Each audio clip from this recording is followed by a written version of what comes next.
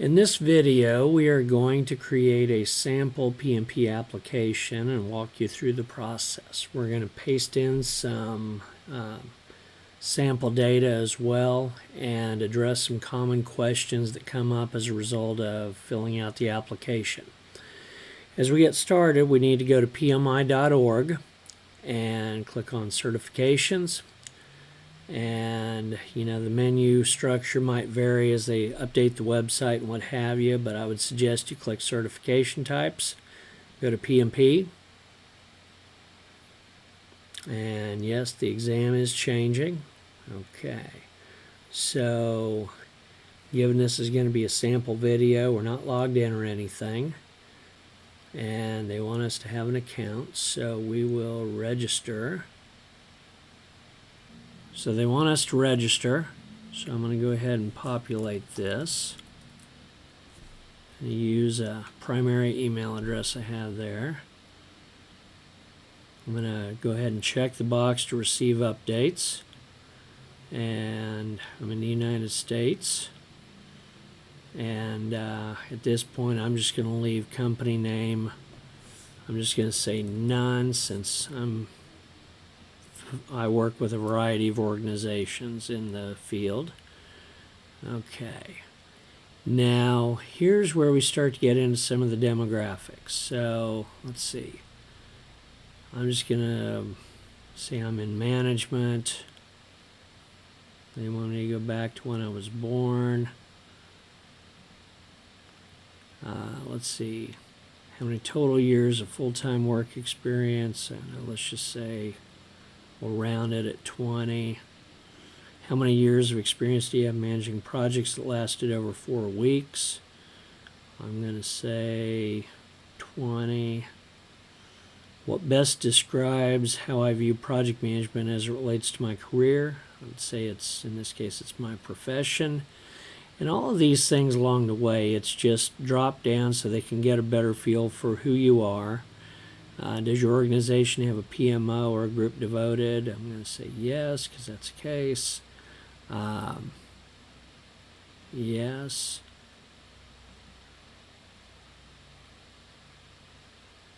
Okay. And again, these things, don't overcomplicate them. Just answer them straightforward and the best you can. And, and just like this, they want to know the industry you work in.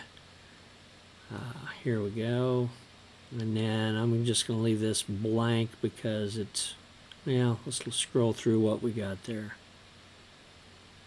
I'm just going to choose that, so yeah, that and that. Now, in this case, let's see, I don't know, for our purposes, I guess I'll need to mask this out, but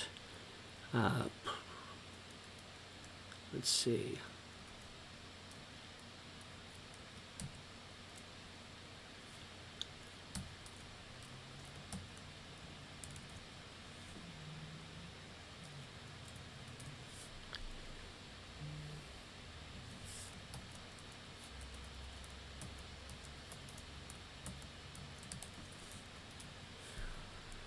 Okay, the security question. So, again, I'm going to have to mask this out.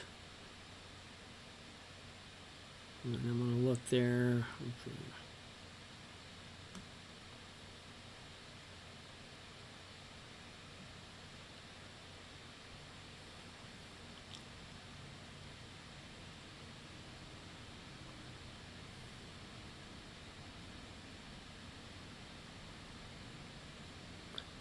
Okay, so there we have, we're logged in now.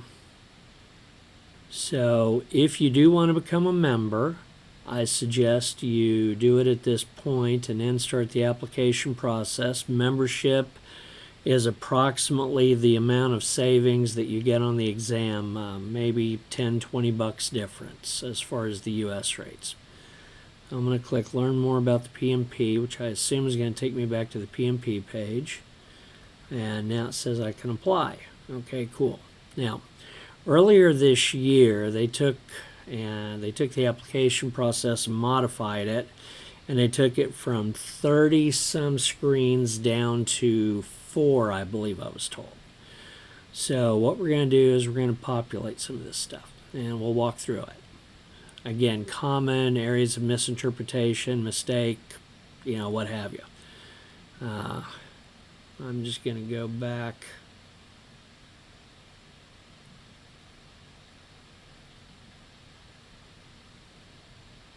So you want to see the year range.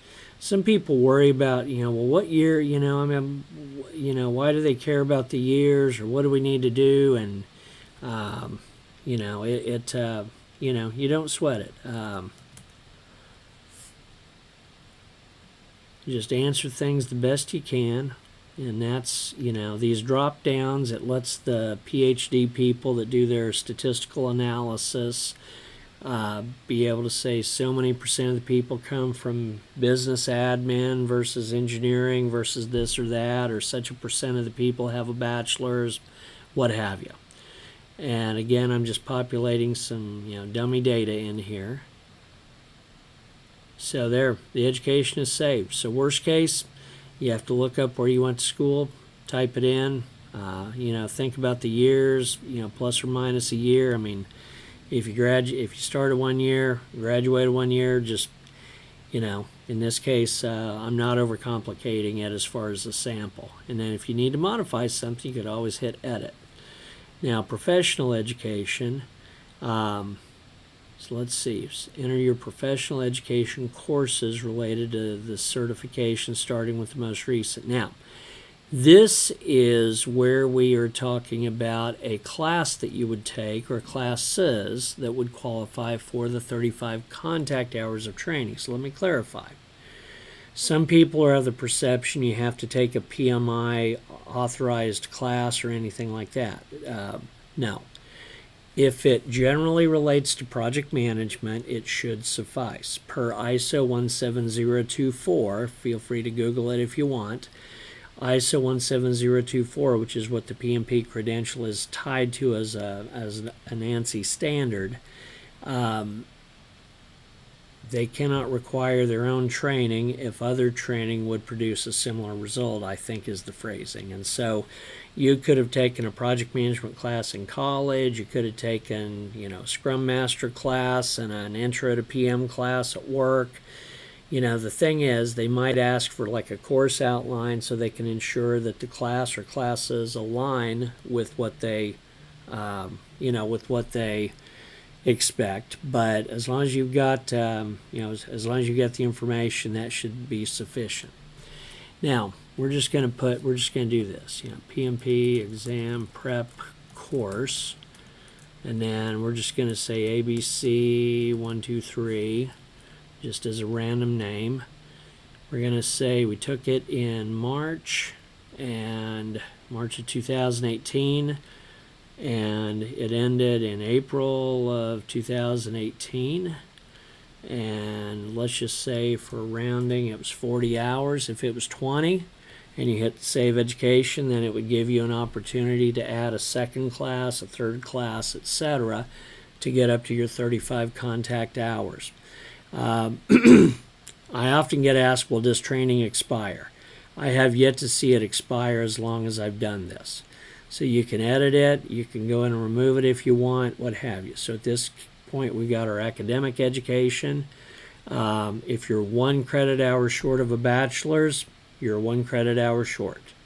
You don't get any extra points for a master's or anything like that. Professional education, like I said, the training hours, you need at least 35. Now we're going to go to the experience piece. Okay, now I would suggest you start with your most recent project and you start going backwards.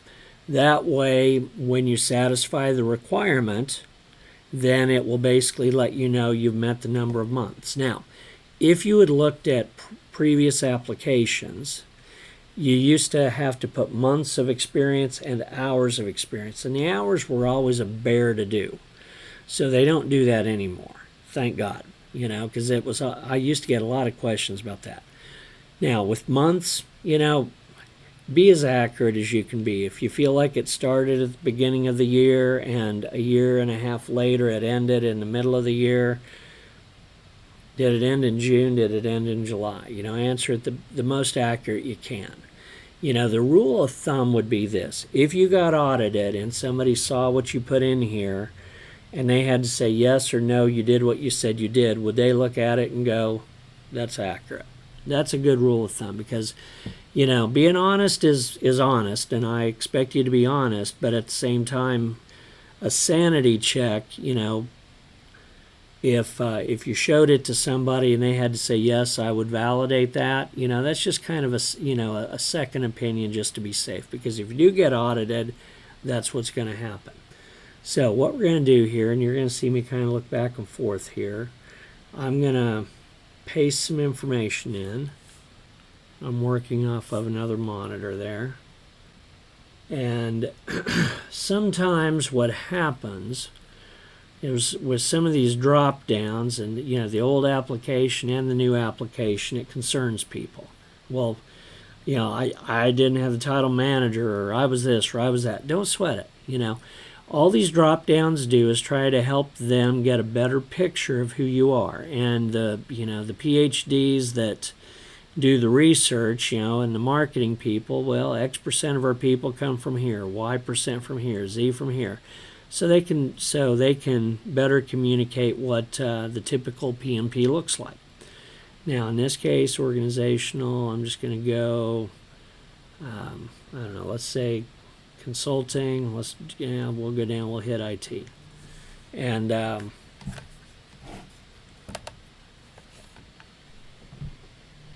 so traditional, agile, and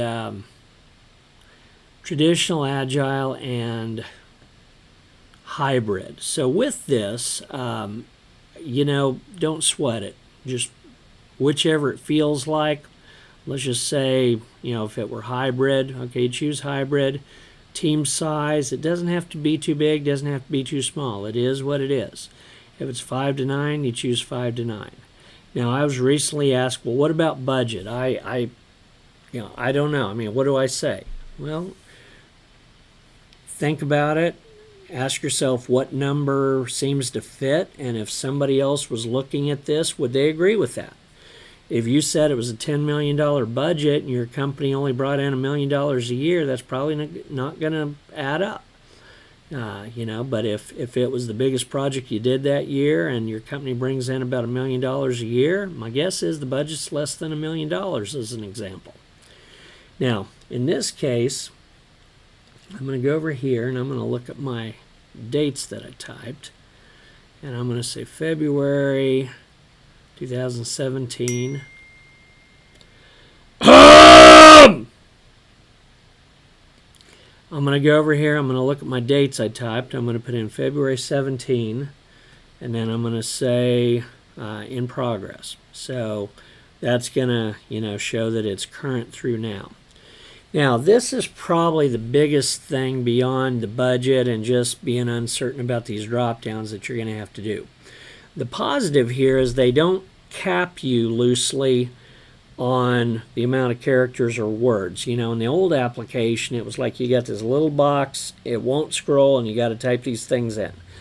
And people would get caught up in the technical details of what they were doing, and PMI cared more about your project management deliverables, and I would tell people, don't get into what database were you using, don't get into, what deployment methodology, technology, they care about the project management. Now, I am pleased to see they elaborated a bit more here, and you can scroll.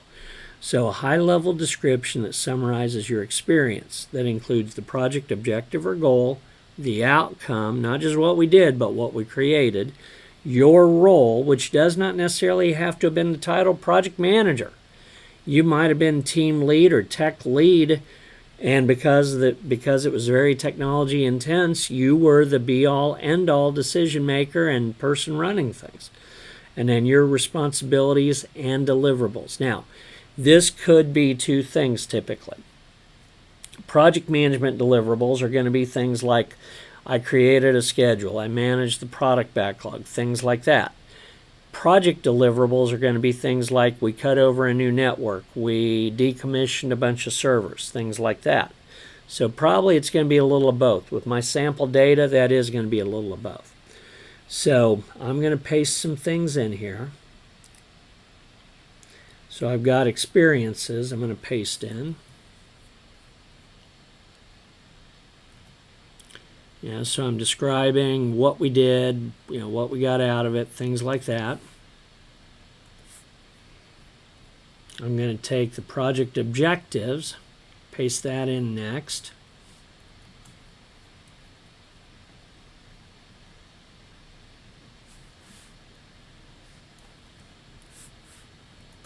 Hit enter a couple of times there. I got outcome.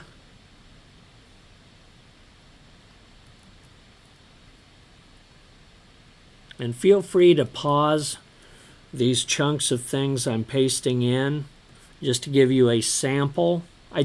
Please don't retype these, but to give you a sample as far as the sort of things that, the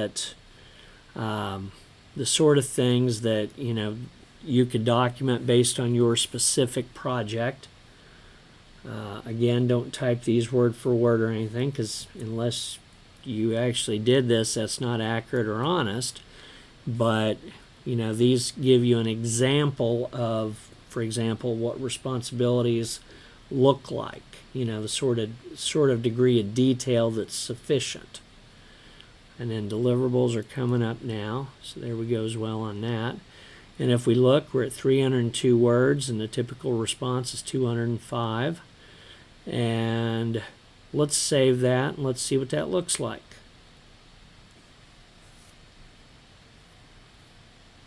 Well, we got 46 months, which was not a surprise to me.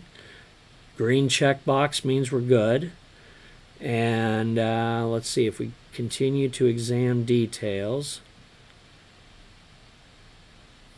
So it wants my address now. For our purposes, I'm going to put in